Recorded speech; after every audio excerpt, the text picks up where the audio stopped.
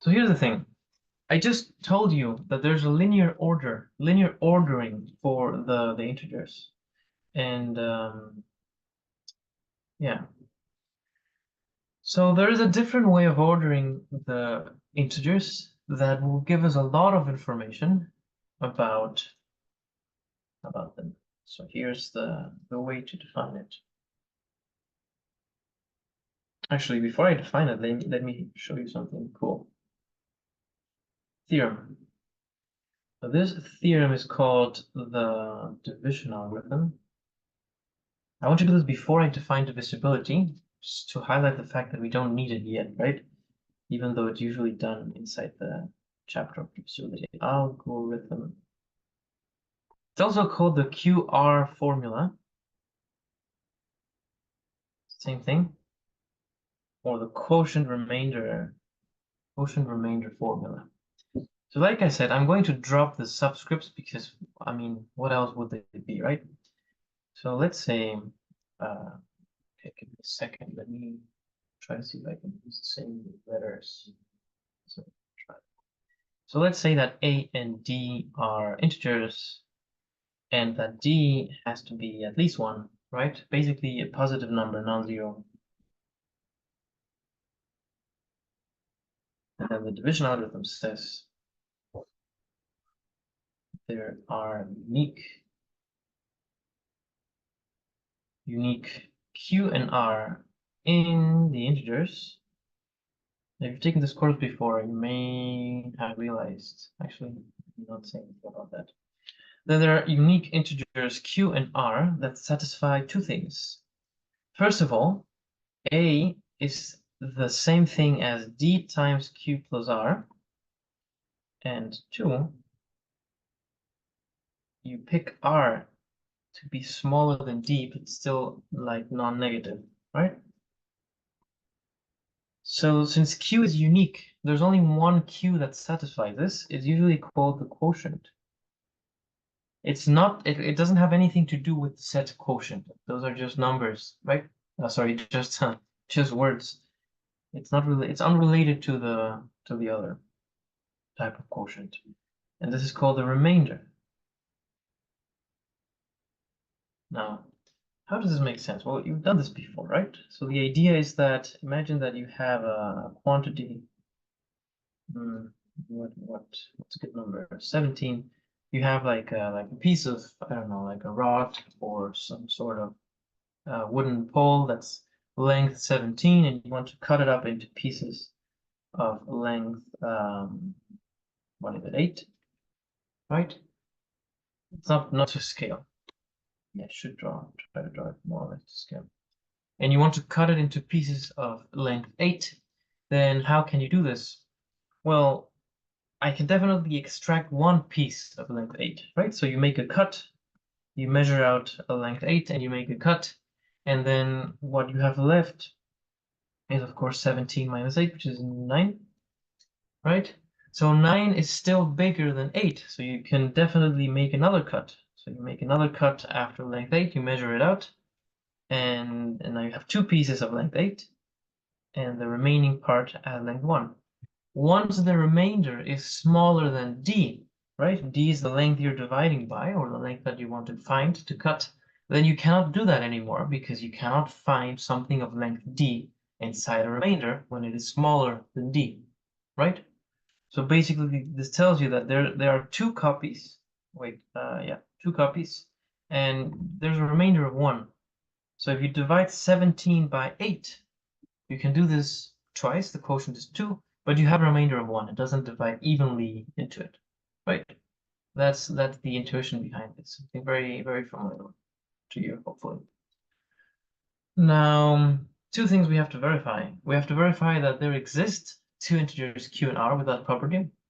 We have to verify that they are unique.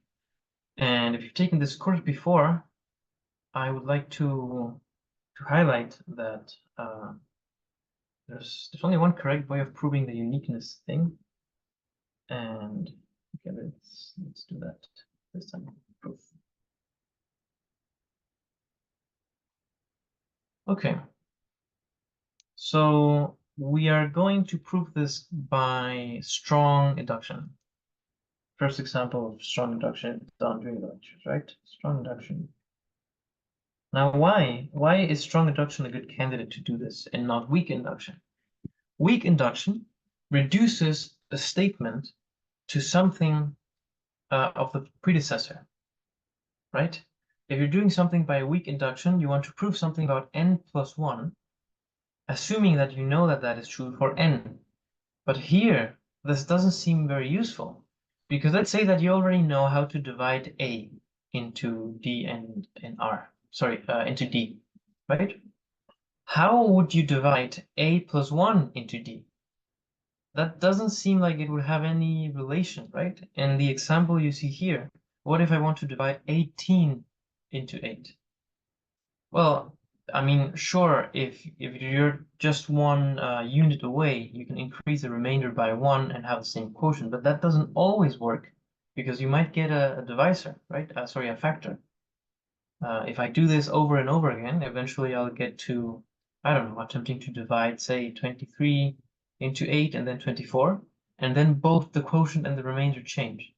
So even though it is possible, and you can definitely write down the proof, for this example, it should be clear that it is a lot easier to think about strong induction, where I can assume not only that I can divide a by d for the predecessor, but all of the previous numbers, right?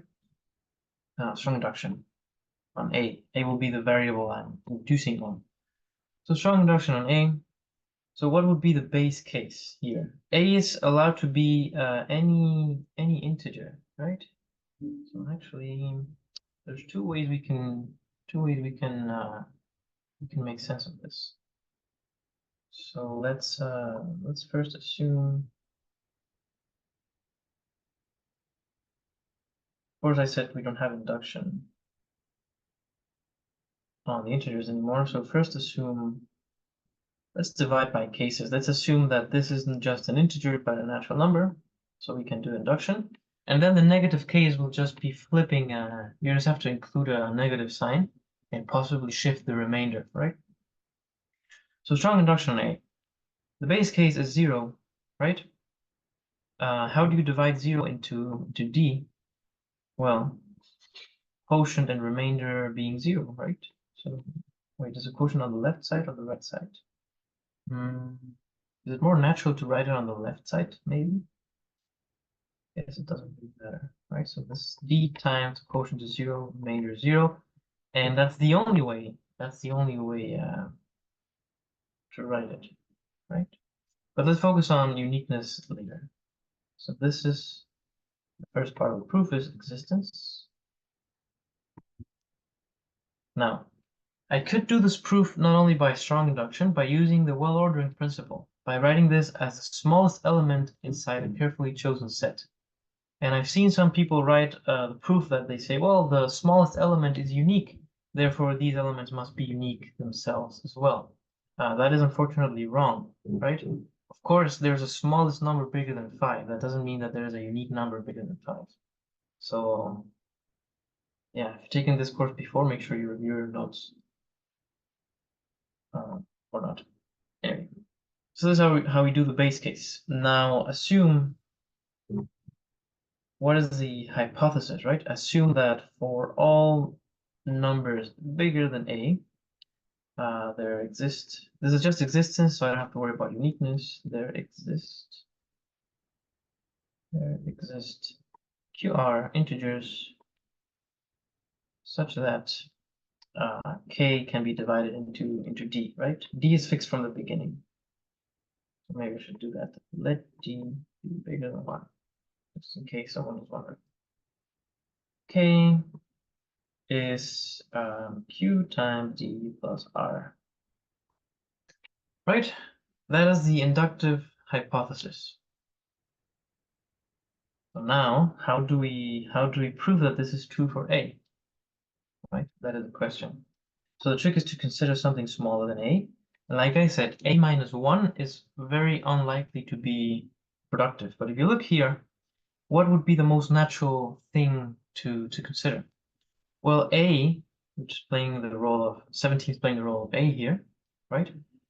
How did I figure out what the quotient and the remainder is in this example? Wait, someone write something in the chat. Oh, okay. Well, what I did is I simply took larger and larger chunks out of A of size D until I couldn't fit anymore. I couldn't fit any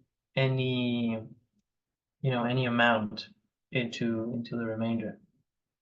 So I can certainly use the same idea now, right? What if out of A I take out a chunk of size D? So consider A minus D. This number is smaller than A because I'm subtracting something from A, and it's something positive. D is something positive, right? Now, actually, sorry about this. There's two cases. Because of course, I don't know if that's a natural number or not. Do I even care about that? Yeah, we are only proving this for natural numbers for now. So case one, if A is bigger or equal to D, then A minus D is so smaller than A, and it is also a natural number, right? So we can apply the hypothesis, which just applies to natural numbers because this is a proof by induction. So case one, A is at least D. Then by the inductive hypothesis,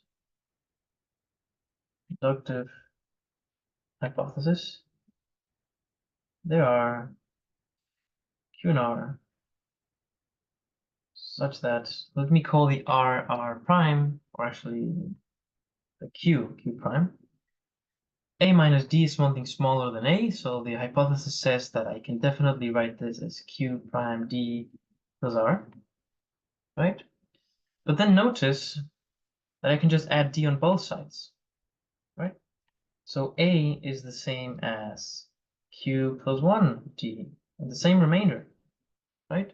And this is the number that I am calling Q, right? So I produced a number Q and a number R with the property that I want. Both of them are definitely integers, right?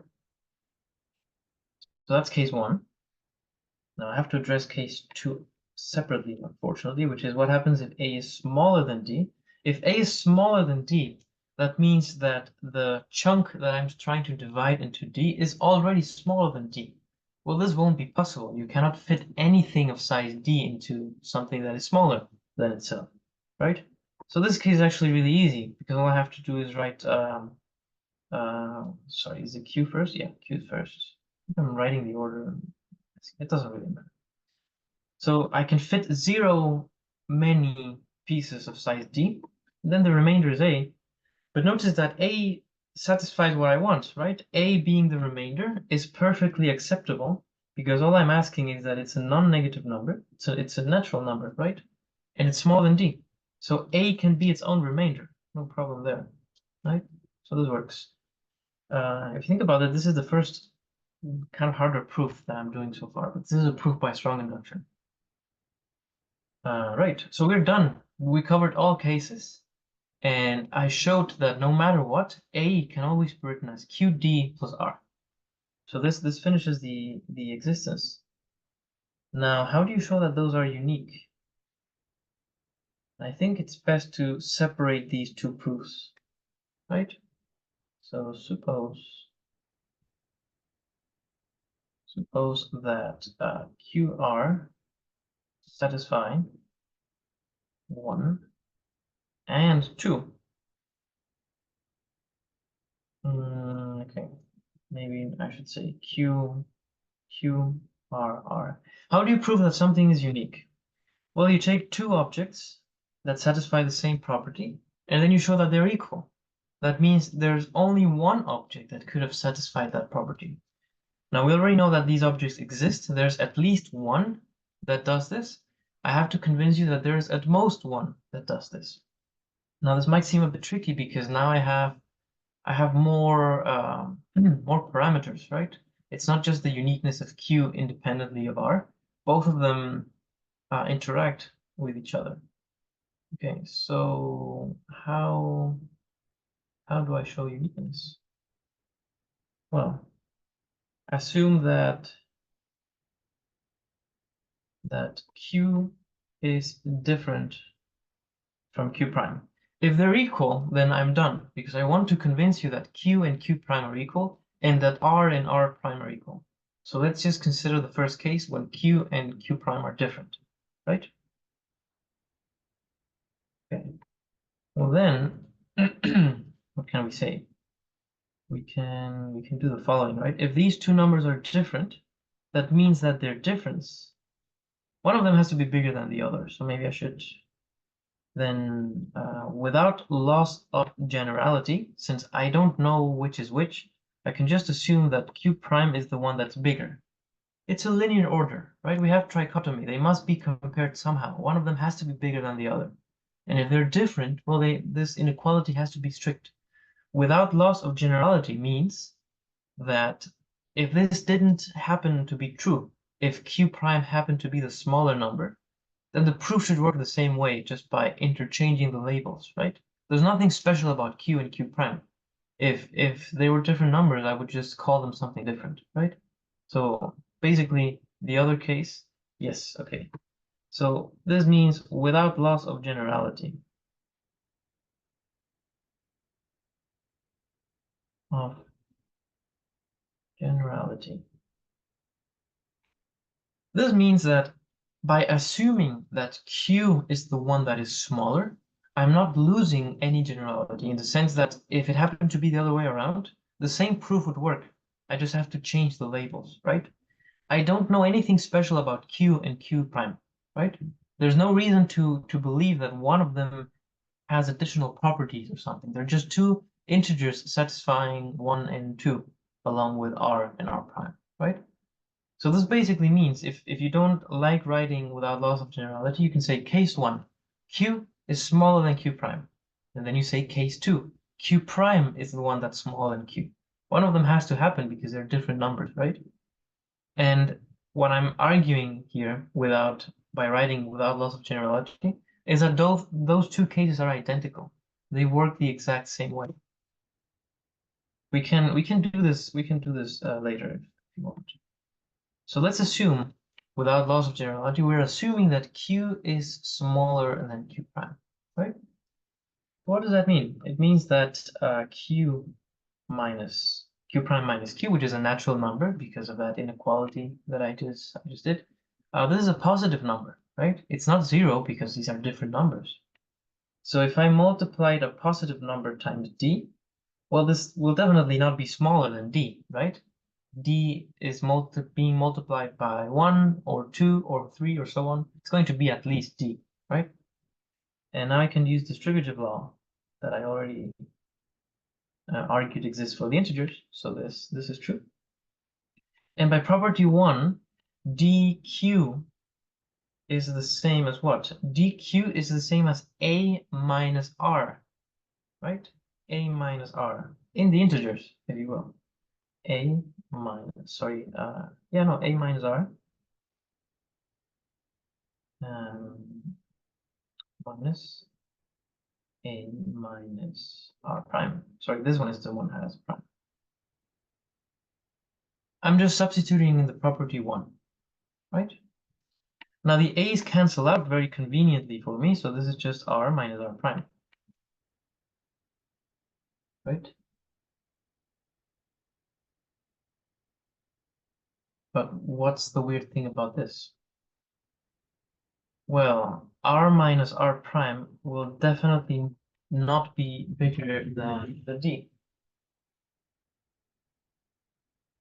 R and r prime are two positive numbers, or non-negative numbers rather. That's just by hypothesis, right? That's what number 2 says.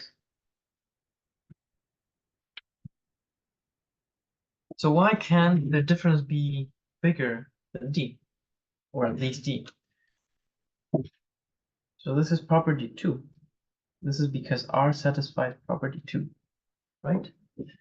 If you want to make a sketch about this to see how simple this is, here's 0, here's D. Now I know that R and R prime, I don't know which one's bigger, I don't really care right now, but both of them are numbers in between 0 and D. If you scroll up and you look at property 2, that's literally what it says. R is always inside the interval, inside this interval, right? Inside 0, D. So they're wedged between 0 and d. So the difference between them, the distance between these two will definitely not be bigger than d, right? It has to be smaller than d because both of them are inside an interval of length d minus 1, actually, right?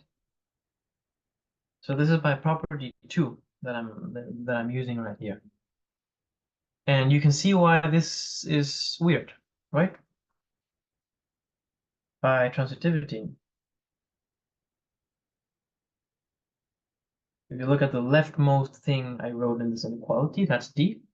And if you look at the rightmost thing I wrote in this inequality, this chain of inequalities, well, that's also d.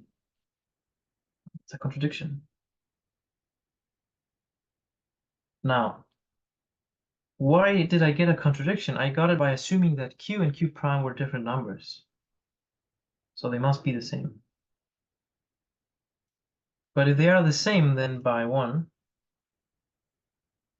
I know that a is both d times q plus r, and it is also, since q prime, the primes satisfy the same thing, these are both equal to a, and in particular equal to each other, right? But if that happens and the q's are the same number, well, then I can just remove the prime from one of them, right? And I can use cancellation law in the integers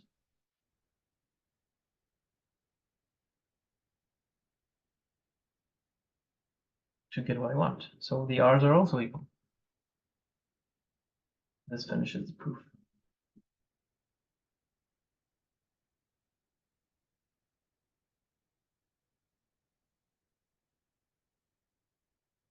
So I proved that q and r are unique. There's only one pair of quotient and remainder that will work. So there's at most one.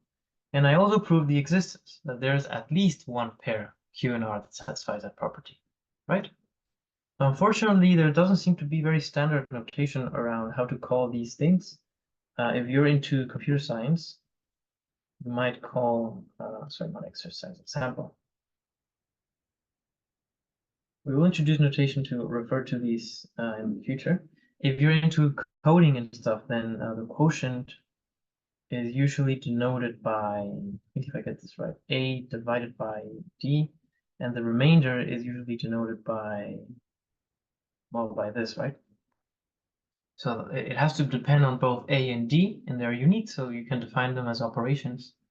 But this doesn't seem to be very standard notation, and I think I maybe should introduce it, at least not now. Let's do some examples, right? Oh, and by the way, I forgot to mention, so an exercise is cover the remaining case, right?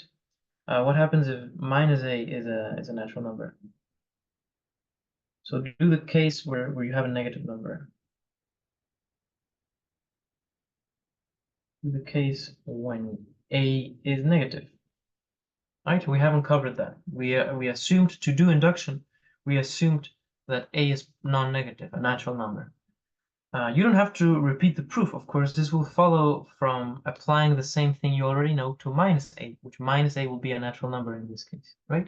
So you apply it, and you might have to shift some things around. We will talk about this next week. If you don't manage to solve this exercise, I will ask you, and you should let me know, and we can do this exercise next week because this is important, right? This is the first major theorem that we're looking at in this class, and we're going to use it a lot. So it's very important. So let's do some examples. So in the previous example, I already said that maybe let's say I want to divide a by d to get q and r, right? Let's make like a table here. So 17 divided by 8 has quotient 2 and leaves a remainder of 1. What about something like this? I don't know. What if I take 11 and I want to divide it by 13? What's the quotient and the remainder? I want you to tell me. Maybe I can do 17 divided by 3. I can do 16 divided by 8. And I don't know. Let's do 9 divided by 3. A couple of examples. How about 10 divided by 3? right? So who can tell me any one of these? Quotient and remainders. And by the way, maybe this will tell you how to handle negative numbers. How about minus 17 divided by 8? Right now, of course, it would make sense to divide by negative numbers too, but the way I set this up, just for the sake of simplicity, d is always positive, right? D is a positive number, so d isn't just a natural number, not zero. So let's do that. Let's not divide negatives by negative right now. Okay.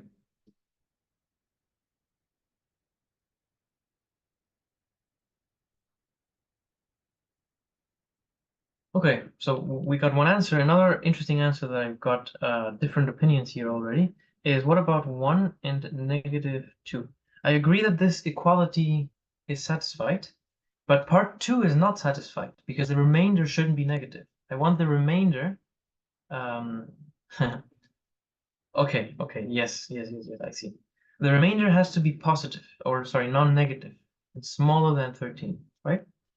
So in this case, if you're trying to divide something into a bigger number, well, the quotient is always 0 and the remainder can be just the number, right? This is case 2. This is case number 2 that I wrote. Case number 2 is there's nothing to do here, right? Case number 2 is exactly what just happened here. So I'm getting interesting answers. Okay, so the next 3 are probably not that interesting, but let's just do one with a negative number. Let's do the last one, and we can fill in the details for the others later. How do you handle negative numbers? So remember, this thing, the remainder, has to be a non-negative number smaller than 8. And the quotient can be whatever you want. It can be negative, can be whatever you want. It can be 0, you already saw. Quotient is not that important. In fact, for most of the theory that we will cover next week, the quotients won't matter at all. They will be completely neglected and eliminated by an appropriate equivalence relation that will just destroy them, make them all equivalent to each other.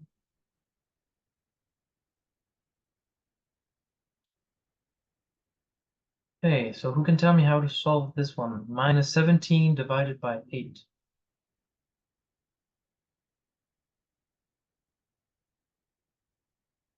Okay, I like that idea. Okay, so several people already answered. And indeed, this is minus 3, which could be any number. And the remainder, what is it? 7. 7 is smaller than 8, so this makes sense.